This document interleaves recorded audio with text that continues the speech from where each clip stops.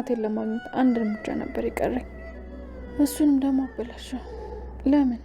ለምን ዳግም ደርግ ቃሉ ነቷ። እኔ ምክንያት ነው የምታለቅሽው? አንተ ማነህ? ማን ስለሆንክ ነው በአንተ ምክንያት የማለቅሰው? እሺ መቼ ነው? ምኑ? ይቅርታ አድርገሽልኝ በሰላም የምነጋገረው? ዳግም የምልህ አልገባህም እንዴ? ሰው የሚናደደው ቦታ በሚሰጠው ሰው ላይ ነው። እና አንተ ማንም ስለሆንክ በአንተ አልተናደድኩም። ብሌን አውቃለሁ እኮ አጥፍቻለሁ። ሀሳብህ ሳሚን ልታስገድለው ነበር? ሀሳብህ ምን ነበረ? ወንድም ነህ አንተ። ምን አይነት አውሬ ነህ? ብሌን ያየችውን ማመን አቃታት። እባክህን አንተና እኔ አብረን መሆን የለብንም። የእናቴን ቃል ማክበር አለብኝ። ግን እህል ውሃ የፈቀደው ነው። እግዚአብሔር ደግሞ አንተና እኔ አንድ ላይ እንድንሆን አልፈቀደም። እህል ውሃችን እንደዚህ ነው። እማዬ በፍቅራችን መሀል ከገባች እሷን ከማሳዘን እኛ ብንራራቅ ይሻላል ስትል የወሰነችው ውሳኔ መጨረሻው አላማረም። ይሄም ቃልና ዳግም አብረው ተኝተው ማመን አቃታት። ሜቢ አንድ ቀን ተስተካክሎ ነገሮች ተረጋግተው አብረን እንሆናለን ብላ ተስፋ አድርጋ ለጊዜው እንለያይ ያለችው ብሌን አሁን ግን ላትመለስ የይቅርታ ልብ ላትሰጠው አብረው ላይ ሆኑ ተስፋ ቆርጣለች። እሷም ከሳሚ ጋር ለመሆን ወስናለች። ወይዘሮ ሰላም ቃልን ካባረረቻት በኋላ መሄጃ የለኝም ያለችው ቃል ሜዳ ላይ አልጥልሽም በማለት እንግዲህ ዳግም ወደ ወይዘሮ ገነት ቤት ወስዷን ነበረ። ወይዘሮ ገነት ምን ያህል ጨካኝና ረመኔ ብትሆን ነው ይችን አንቋሻ ያስወጣችኝን ያብጠለጠለችኝን ይዘህ የመጣኸው? የልጅን ውድቀት የልጅን ሞት የምትመኘዋን እንዴት ይዘህ ትመጣለህ? እማዬ ካንቺ በላይ እኔ ጠላት አለው። ከማንም በላይ እኔ ነኝ የምጠላት።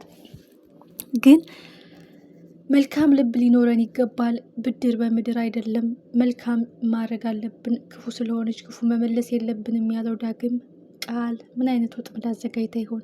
የእውነት ወይዘሮ ገነት የኔ ቆንጆ የኔ ልጅ ብዬ ጠጪ ያለችው ምን አስባ ነው?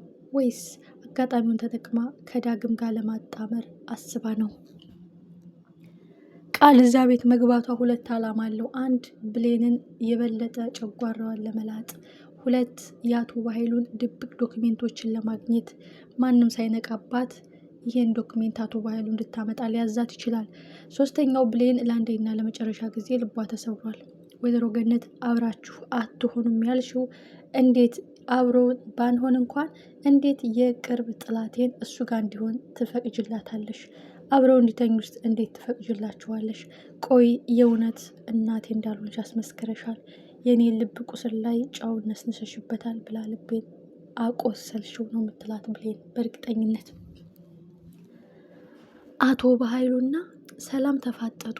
የክፋት ጥግ፣ የበደል ብዛት፣ የኃጢአት ብዛት የት ይድረስ? ቆይ አንተ ወንድሜ ነህን? እኔ እህት ምን አረኩህ? እንዳብድልህ እንዲሞትልህ ትፈልጋለህን? እውነትን ለያዘ ሰው ጉዳት፣ እውነትን ለመያዘ ሰው ሞት የምትፈርደው አንተ ማነህ? የሰላም ጥያቄ። አቶ በኃይሉ አንገት ደፋ። እውነት እህቴ የሰማሽውን አላውቅም። እማቀው ጉዳይ የለም። ጠንቅቀህ ታውቃለህ። አንተ ማለት አረመኔ ሰው በላ አውሬ ነህ። ወንድሜ አንተ የኔ ወንድም ነህን? እዚህ ላይ ያበቃል። ያንተና እህትነት እዚህ ላይ ያቆማል። የሰላም መልስ ነው። ምክንያቱም አቶ በኃይሉ ሳሚን ስላስደበደበው ኦልሬዲ ሳሚ ሞቷል። አንድ ጭንቀት አቅልል ያለው ያለው አቶ በኃይሉ ሳሚ አልሞተም። ካሁን በኋላ ቀበቶን ጠበቅ እቅዱን ሰፋ አድርጎ የአቶ በኃይሉ ሚስጥር ሊዘረግፍለት ጫፍ ደርሷል። ብሌን በህይወቴ እንዳንቺ ወድጄና እንዳንቺ አፍቅሬ አላውቅም። እንዴት እንደሆነ ባላውቅም በቃ ፈቅርሻለሁ፣ ከራሴ በላይ ወድሻለሁ ያላት ሳሚ በዳግም ተስፋ ቆርጣ ወደ ሳሚ መሄዱ አይቀርም። በእሷ ምክንያት ጉዳት ስለደረሰበት፣ ድብደባ ስለደረሰበት፣ እውነት ስለተናገረ ስለተጎዳ ብሌን ወደ ሳሚ ማድላቱ አይቀርም። ያየችውን ማመን አቅቷታል። ዳግምና ቃል አብረው ማደራቸው እጅግ የሚያሳዝነው ነገር የሆነ ሴራ ይኑረው፣ የሆነ ድራማ ይስራው፣ ቃል ትስራው፣ ወይዘሮ ገነት ትስራው፣ ዝሮ ዳግም ሚስጥሩን ካላወቀ አመንክም አላመንክም አብራችሁ ተኝታችኋል ብላ ከዚህ እልም ብላ ነው የምትጠፋው።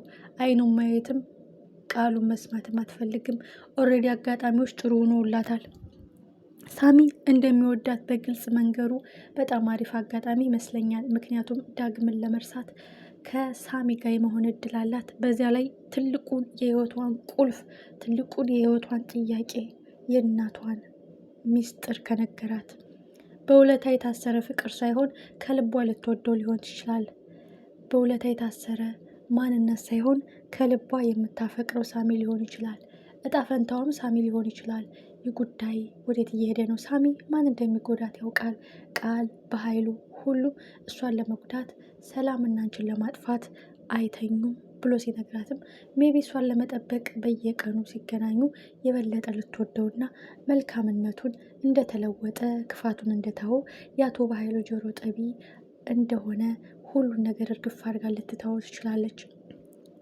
ማለት በእሷ ምክንያት ማንነቱን እንደተወው አንቺን ስላፈቀርኩሽ ክፉ ስራዬን ትቻለሁ፣ አቶ በኃይሉን ለመበቀል ነበረ ያን ስራ የምሰራው።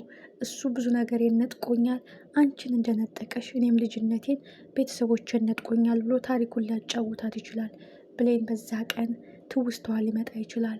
የህፃናት ትውስታ አቶ በኃይሉ ሲያሰቃያት በደረቅ እንጀራ ብይ እያለ እንደዛ ብዙ ሲያሰቃያት ሲያንከራትታት መጨረሻ ጎዳና ላይ አውጥቶ ሲጥላት የልጅነት አይምሮዋ እንዴት በኃይሉን ረሳው ብሎ ሊነግራት ይችላል።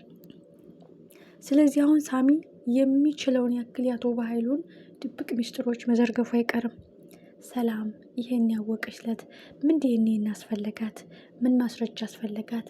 የወንድሟን ክፋት አይኗን ባየ የቃልን ውርደት አይኗን ባይኗ እያሳያት ሁሉም ነገር እውነት ተደብቃ አትቀርም፣ ሀቅ ተሸሽጋ አትቀርም። እውነት እውነት ናት። ሀቅ የያዘ ሰው ፈተና ቢበዛበት፣ እሾህ ቢበዛበት፣ እንቅፋት ቢበዛበት መውጣቱ መፈንዳቱ አይቀርም። እውነት ምስክር ናት። እውነት መገለጫ ናት። እውነት አንገት ቀና ማድረጊያ ናት።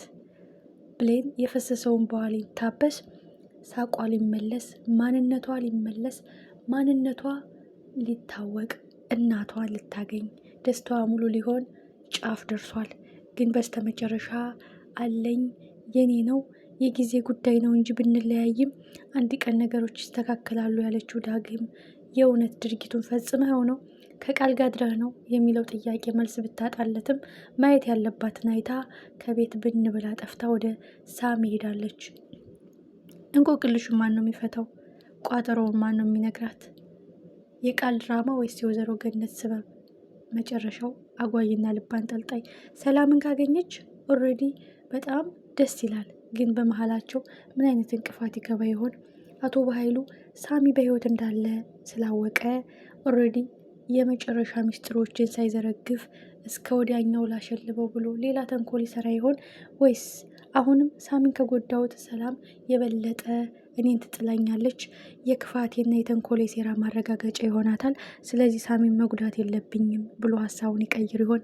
ሁላችንም በጉጉት እንጠብቀዋለን። የተከበራችሁ ውድ ቤተሰቦች